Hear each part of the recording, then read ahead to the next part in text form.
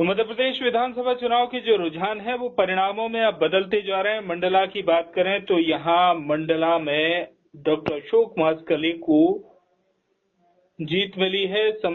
माफ कीजिएगा, संपतिया उइके ने जीत दर्ज कराई है। कांग्रेस प्रत्याशी डॉक्टर अशोक मास्कोले और बीजेपी प्रत्याशी संपतिया उइके, ये दोनों आमने सामने थे। हमारे सहयोगी प्रदीप दुबे मंडला से जुड़े हुए हैं। प्रदीप, मंडला जो है, अगर हम मंडला की बात करें और केवल मंडला नहीं आपके पूरे क्षेत्र की बात करें तो फग्गन सिंह कुलस्ते, संपतिया उइके, बड़े बड़े चेहरे मैदान में थे। क्या स्थिति अब बनते दिख रही?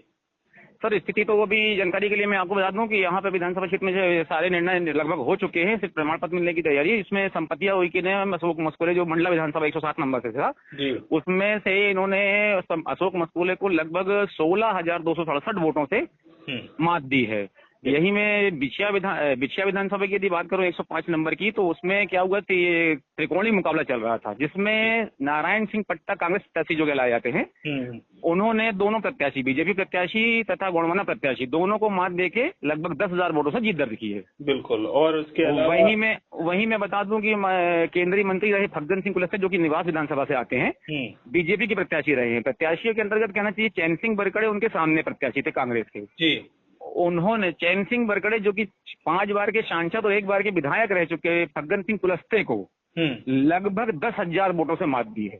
बिल्कुल, यानी परिणाम लगभग स्पष्ट हो चुके हैं मंडला जिले के। और फग्गन सिंह कुलस्ते जैसा बड़ा चेहरा, जिसे बड़े भरोसे के साथ मैदान में भारतीय जनता पार्टी ने उतारा था, उन्हें हार का सामना करना पड़ा। संपतिया उइके ने जीत दर्ज करा दी है। और इसी तरह से अगर हम देखें तो पूरे मध्य प्रदेश में भारतीय जनता पार्टी रुझानों में तो बहुमत के आंकड़े से आंकड़े को पार कर ही लिया था, बहुत मजबूत। और अब जो है धीरे धीरे ये जो रुझान है और परिणामों में बदलते जा रहे हैं। बहुत वही एक जानकारी और देना चाहूँगा जी।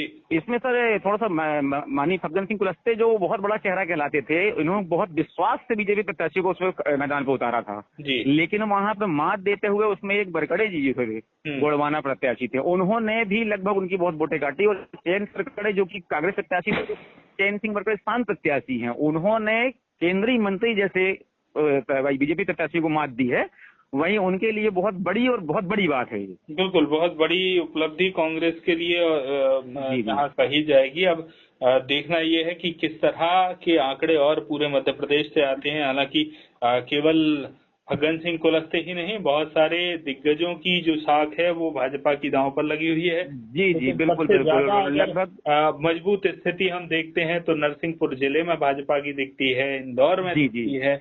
अब तो जहां बड़े दिग्गज चेहरों पर भरोसा भाजपा ने जताया था वो खरे भी उतरे हैं। लेकिन फग्गन सिंह कुलस्ते को यहाँ मात का सामना करना पड़ा है। और जनता है, जब जनता अपना फैसला सुनाती है तो इसी तरह के चौंकाने वाले परिणाम सामने आते हैं।